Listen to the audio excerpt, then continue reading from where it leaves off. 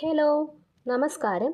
ഏവർക്കും PSC energy ബൂസ്റ്ററിൻ്റെ online ക്ലാസ്സിലേക്ക് സ്വാഗതം. അപ്പോൾ ഇന്ന് നമ്മൾ നോക്കാൻ പോകുന്ന മേഖലയാണ് ദൃശ്യ ശ്രവ്യ കലകൾ. അതായത് നമ്മൾ കഴിഞ്ഞ ക്ലാസ്സിൽ അതിൻ്റെ കുറച്ച് ഭാഗങ്ങളെക്കുറിച്ച് ഡിസ്കസ് ചെയ്തിട്ടുണ്ടായിരുന്നു. അപ്പോൾ അതിൻ്റെ ബാക്കി വരുന്ന ഭാഗങ്ങളാണേ. അപ്പോൾ നോക്കാമല്ലോ. ഗദ്ദിക. എന്താണ് ഗദ്ദിക? വയനാട്ടിലെ അടിയ സമുദായത്തിൽ പ്രചാരത്തിലുള്ള കലാരൂപമാണ് ഗദ്ദിക. അപ്പോൾ എന്താണ് ഗദ്ദിക? വയനാട്ടിലെ അടിയ സമുദായത്തിലാണ്. ഏത് സമുദായത്തിൽ? അടിയ സമുദായത്തിൽ പ്രചാരത്തിലുള്ള കലാരൂപമാണ് ഗദ്ദിക. ഗദ്ദിക എന്ന വാക്കിനർത്ഥം ഒഴിപ്പിക്കുക. അപ്പം ഗദ്ദിക എന്ന വാക്കിനർത്ഥം എന്താണ്? ഒഴിപ്പിക്കുക. പ്രശസ്ത ഗദ്ദിക കലാകാരനാണ് PK കാളൻ. ശ്രദ്ധിച്ചോ, പ്രശസ്ത ഗദ്ദിക കലാകാരൻ PK കാളൻ. ഇത് ഇമ്പോർട്ടൻ്റ് ആണ്. ഇങ്ങോട്ട് ഇനി പറയുന്ന എല്ലാ കാര്യങ്ങളും. അപ്പോൾ ഗദ്ദിക ഒന്നുകൂടെ പറയാം. ഗദ്ദിക വയനാട്ടിലെ അടിയ സമുദായത്തിൽ പ്രചാരത്തിലുള്ള കലാരൂപം. ഗദ്ദിക എന്ന വാക്കിനർത്ഥം ഒഴിപ്പിക്കുക. പ്രശസ്ത ഗദ്ദിക കലാകാരനാണ് PK കാളൻ. ആരാണ്? PK കാളൻ. തെയ്യം. കേരളത്തിൻ്റെ വടക്കേറ്റത്തുള്ള ജില്ലകളിൽ പ്രചാരത്തിലുള്ള കലാരൂപമാണ് തെയ്യം. അപ്പം കേരളത്തിൻ്റെ വടക്കേറ്റത്തുള്ള ജില്ലകളിൽ പ്രചാരമുള്ള കലാരൂപമാണ് ഏതെന്ന് പറയുന്നത്? തെയ്യം. ദൈവം എന്ന പദത്തിൽ നിന്നാണ് തെയ്യം ഉണ്ടായതെന്ന് വിശ്വസിക്കുന്നു. അപ്പോൾ എന്താണ്? ദൈവം എന്ന പദത്തിൽ നിന്നാണ് തെയ്യം ഉണ്ടായത് എന്ന് വിശ്വസിക്കുന്നു. എല്ലാ ദിവസവും തെയ്യം അവതരിപ്പിക്കുന്ന കേരളത്തിലെ ക്ഷേത്രമാണ് പഴശ്ശിനിക്കടവ് ശ്രീ മുത്തപ്പൻ ക്ഷേത്രം, കണ്ണൂർ. അപ്പോൾ എല്ലാ ദിവസവും തെയ്യം അവതരിപ്പിക്കുന്ന കേരളത്തിലെ ക്ഷേത്രം ഏതാണ്? പറശ്ശിനിക്കടവ് ശ്രീ മുത്തപ്പൻ ക്ഷേത്രം. എവിടെയാണത്? കണ്ണൂർ. തെയ്യങ്ങളുടെ നാടെന്നറിയപ്പെടുന്ന സ്ഥലമാണ് കണ്ണൂർ. അപ്പോൾ തെയ്യങ്ങളുടെ നാടെന്നറിയപ്പെടുന്ന സ്ഥലം ഏതാണ്? കണ്ണൂർ. തെയ്യത്തിൻ്റെ പ്രാഥമിക ചടങ്ങ് തോറ്റം. അപ്പോൾ തെയ്യത്തിൻ്റെ പ്രാഥമിക ചടങ്ങ് എന്താണ്? തോറ്റം. ഒന്നുകൂടെ പറയാം. തെയ്യം. കേരളത്തിൻ്റെ വടക്കേറ്റത്തുള്ള ജില്ലകളിൽ പ്രചാരത്തിലുള്ള കലാരൂപമാണ് തെയ്യം. ദൈവം എന്ന പദത്തിൽ നിന്നാണ് തെയ്യം ഉണ്ടായതെന്ന് വിശ്വസിക്കപ്പെടുന്നു. എല്ലാ ദിവസവും തെയ്യം അവതരിപ്പിക്കുന്ന കേരളത്തിലെ ക്ഷേത്രമാണ് പറശ്ശിനിക്കടവ് ശ്രീ മുത്തപ്പൻ ക്ഷേത്രം, കണ്ണൂർ. തെയ്യങ്ങളുടെ നാടെന്നറിയപ്പെടുന്ന സ്ഥലം കണ്ണൂർ. തെയ്യത്തിൻ്റെ പ്രാഥമിക ചടങ്ങാണ് തോറ്റം. കൃഷ്ണനാട്ടം. കൃഷ്ണനാട്ടം രൂപപ്പെട്ടത് കോഴിക്കോട് മാനവവേദ രാജാവ്. അപ്പം കൃഷ്ണനാട്ടം രൂപപ്പെടുത്തിയത് ആരാണ്? കോഴിക്കോട് മാനവേദ രാജാവ്. അപ്പോൾ ഒന്നുകൂടെ പറയാം. കൃഷ്ണനാട്ടം രൂപപ്പെടുത്തിയത് കോഴിക്കോട് മാനവേദ രാജാവ്. കൃഷ്ണഗീതി എന്ന മാനവേദ രാജാവിൻ്റെ കൃതിയാണ് കൃഷ്ണനാട്ടത്തിൻ്റെ അടിസ്ഥാനം. അപ്പം കൃഷ്ണഗീതി എന്ന മാനവേദ രാജാവിൻ്റെ കൃതിയാണ് കൃഷ്ണനാട്ടത്തിൻ്റെ അടിസ്ഥാനം എന്ന് പറയുന്നത്. മദ്ദളം, ചേങ്ങില, ഇലത്താളം എന്നിവയാണ് പ്രധാന വാദ്യോപകരണങ്ങൾ. അപ്പോൾ PSC ചിലപ്പോൾ ചോദിക്കും കൃഷ്ണനാട്ടത്തിന് ഉപയോഗിക്കുന്ന പ്രധാന വാദ്യോപകരണങ്ങൾ ഏതൊക്കെയാണ്. അപ്പം നമ്മൾ ഏതെഴുതണം? മദ്ദളം, ചേങ്ങില, ഇലത്താളം. അപ്പോൾ ഇത് പഠിച്ചിരുന്നാലേ നമുക്ക് എഴുതാൻ പറ്റുള്ളൂ. അപ്പോൾ മദ്ദളം, ചേങ്ങില, ഇലത്താളം എന്നിവയാണ് പ്രധാന വാദ്യോപകരണങ്ങൾ. കൃഷ്ണനാട്ടം പ്രധാനമായും അരങ്ങേറുന്ന ക്ഷേത്രാങ്കണമാണ് ഗുരുവായൂർ. അപ്പോൾ കൃഷ്ണനാട്ടം എവിടെയാണ് പ്രധാനമായിട്ട് അരങ്ങേറുന്നത്? ഗുരുവായൂർ ക്ഷേത്രത്തിലാണ്.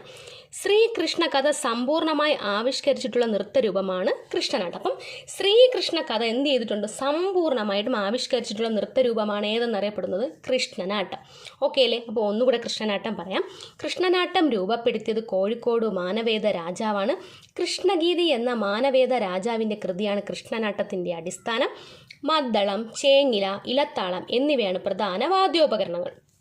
കൃഷ്ണനാട്ടം പ്രധാനമായും അരങ്ങേറുന്ന ക്ഷേത്രാങ്കണമാണ് ഗുരുവായൂർ. ശ്രീകൃഷ്ണ കഥ സമ്പൂർണ്ണമായി ആവിഷ്കരിച്ചിട്ടുള്ള നൃത്തരൂപമാണ് എന്നറിയപ്പെടുന്നത് കൃഷ്ണനാട്ടം. പടയണി. മധ്യ തിരുവിതാംകൂറിലെ ഭദ്രകാളി ക്ഷേത്രത്തിൽ നടത്തി വരാറുള്ള അനുഷ്ഠാന കലാരൂപമാണ് പടയണി.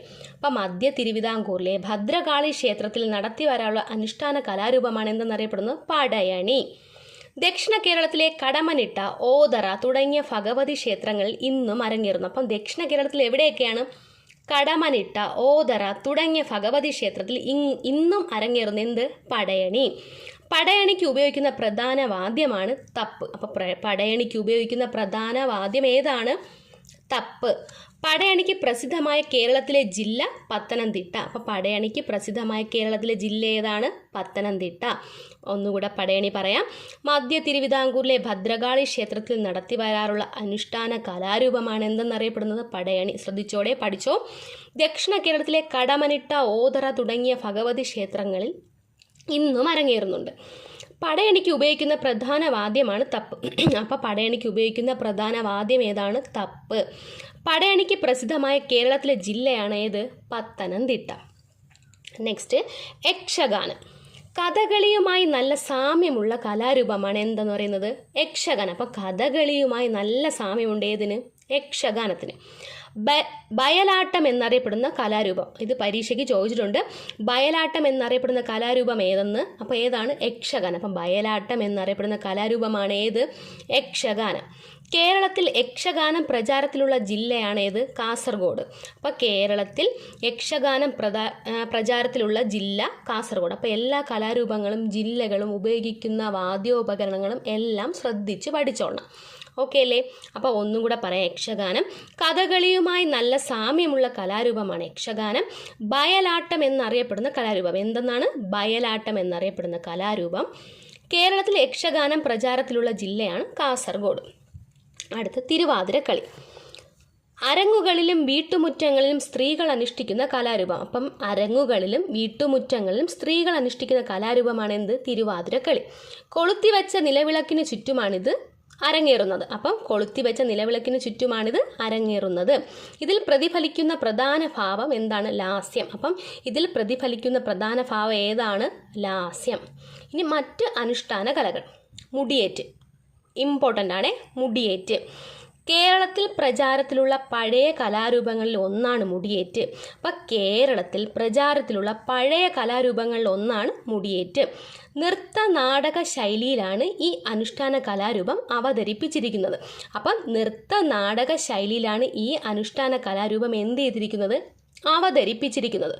ഭദ്രകാളി ദേവിയുടെ ആരാധനയുടെ ഭാഗമായി നടത്തുന്ന അനുഷ്ഠാനമാണ് മുടിയേറ്റ്. അപ്പോൾ എന്താണ്? ഭദ്രകാളി ദേവിയുടെ ആരാധനയുടെ ഭാഗമായി നടത്തുന്ന അനുഷ്ഠാനമാണ് എന്തെന്നറിയപ്പെടുന്നത്? മുടിയേറ്റ്. ഭദ്രകാളിയും ദാരികനും തമ്മിലുള്ള യുദ്ധമാണ് മുടിയേറ്റിൻ്റെ പ്രമേയം. അപ്പം ഭദ്രകാളിയും ദാരികനും തമ്മിലുള്ള യുദ്ധമാണ് മുടിയേറ്റിൻ്റെ പ്രമേയം.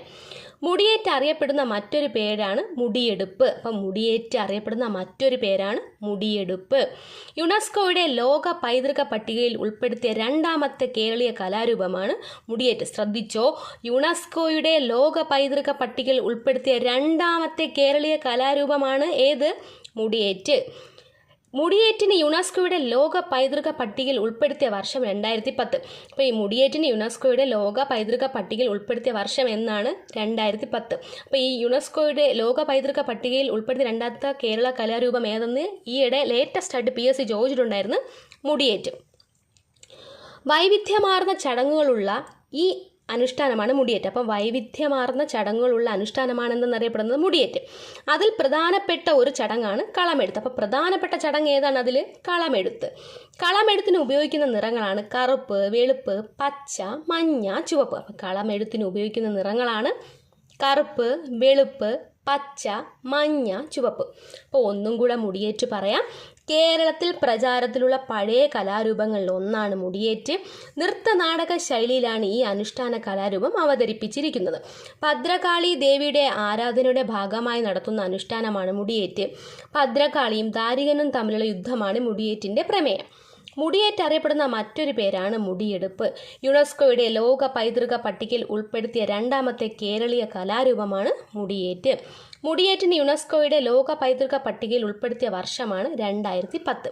വൈവിധ്യമാർന്ന ചടങ്ങുകളുള്ള അനുഷ്ഠാനമാണ് മുടിയേറ്റ്. അതിൽ പ്രധാനപ്പെട്ട ഒരു ചടങ്ങാണ് കളമെഴുത്ത്.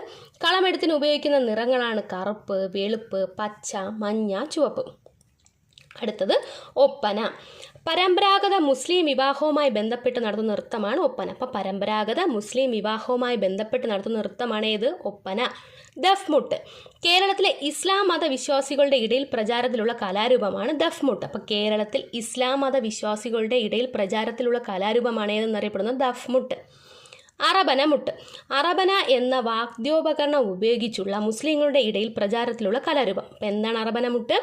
അറബന എന്ന വാദ്യോപകരണം ഉപയോഗിച്ചുള്ള മുസ്ലിങ്ങളുടെ ഇടയിൽ പ്രചാരത്തിലുള്ള കലാരൂപമാണ് ഏതെന്നറിയപ്പെടുന്നത്? അറബനമുട്ട്.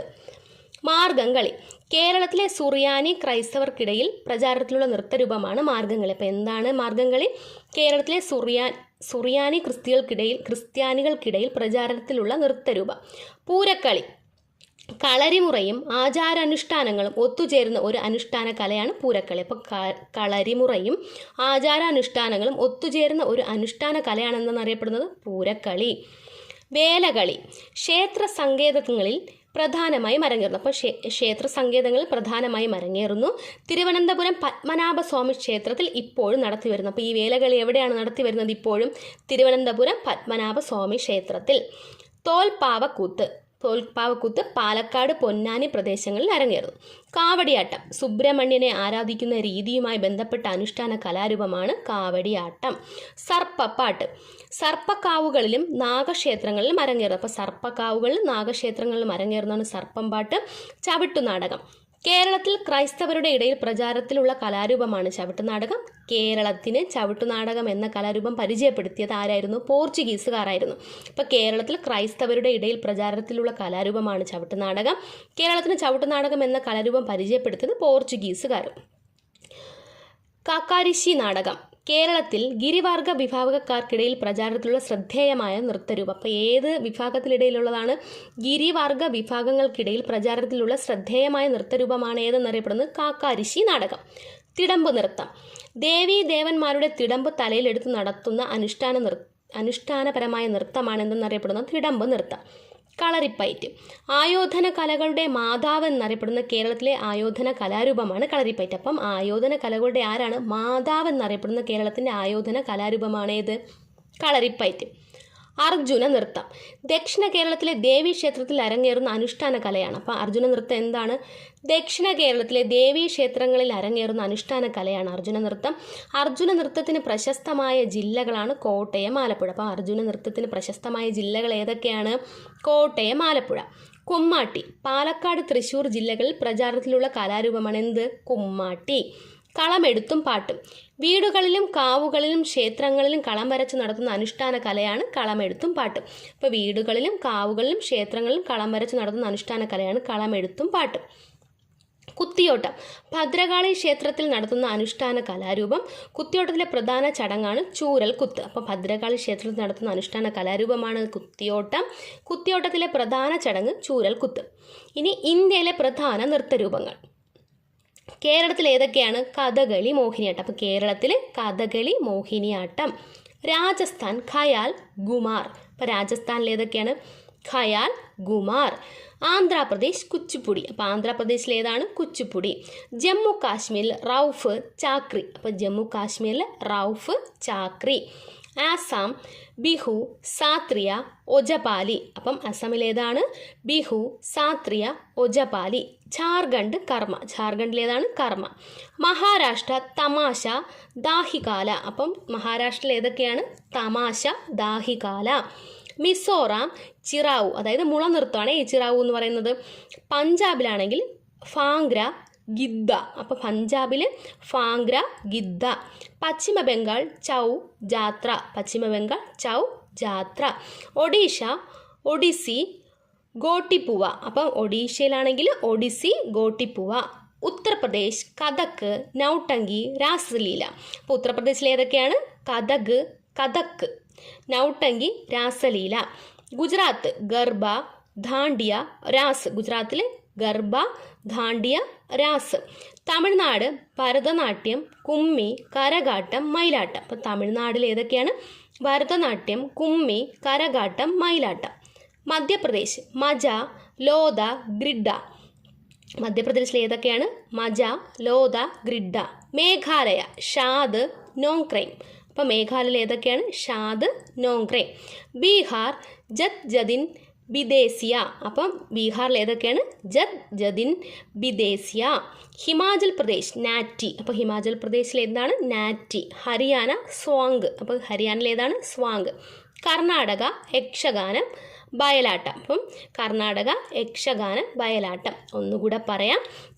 കേരളം കഥകളി, മോഹിനിയാട്ടം. രാജസ്ഥാൻ ഖയാൽ, ഗുമാർ. ആന്ധ്രാപ്രദേശ് കുച്ചിപ്പുടി. ജമ്മു കാശ്മീർ റൌഫ്, ചാക്രി. ആസാം ബിഹു, സാത്രിയ, ഒജപാലി. ഝാർഖണ്ഡ് കർമ്മ. മഹാരാഷ്ട്ര തമാശ, ദാഹികാല. മിസോറാം ചിറാവു.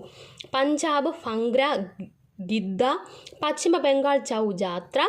ഒഡീഷ ഒഡിസി, ഗോട്ടിപ്പുവ. ഉത്തർപ്രദേശ് കഥക്, നൗട്ടങ്കി, രാസലീല. ഗുജറാത്ത് ഗർബ, ദാണ്ടിയ, രാസ്. തമിഴ്നാട് ഭരതനാട്യം, കുമ്മി, കരകാട്ടം, മയിലാട്ടം. മധ്യപ്രദേശ് മജ, ലോദ, ഗ്രിഡ. മേഘാലയ ഷാദ്, നോങ്ക്രൈം. ബീഹാർ ജദ്ജദിൻ വിദേശിയ, ഹിമാചൽ പ്രദേശ് നാറ്റി, ഹരിയാന സോങ്, കർണാടക യക്ഷഗാന ബയലാട്ടം. അപ്പോൾ ഇന്നത്തെ ക്ലാസ്സിൽ നമ്മൾ എന്തൊക്കെയാണ് പഠിച്ചത്? പടയണി പഠിച്ചിരുന്നു, കൃഷ്ണനാട്ടം പഠിച്ചിരുന്നു, ഇമ്പോർട്ടൻ്റ് ആയിട്ടുള്ള മുടിയേറ്റ് പഠിച്ചിരുന്നു, തിരുവാതിരക്കളി, പിന്നെ എന്താണ് തെയ്യം, ഗദ്ദിക, അങ്ങനെ കുറേ കാര്യങ്ങൾ നമ്മൾ ഇന്നത്തെ ക്ലാസ്സിൽ ഡിസ്കസ് ചെയ്തു. അപ്പോൾ ഇന്നത്തെ ക്ലാസ്സിൽ എല്ലാവർക്കും മനസ്സിലായി എന്ന് വിശ്വസിക്കുന്നു. ഇതിൻ്റെ കണ്ടിന്യൂഷൻ അടുത്ത ക്ലാസ്സിൽ നമുക്ക് പഠിക്കാം. Thank you for watching.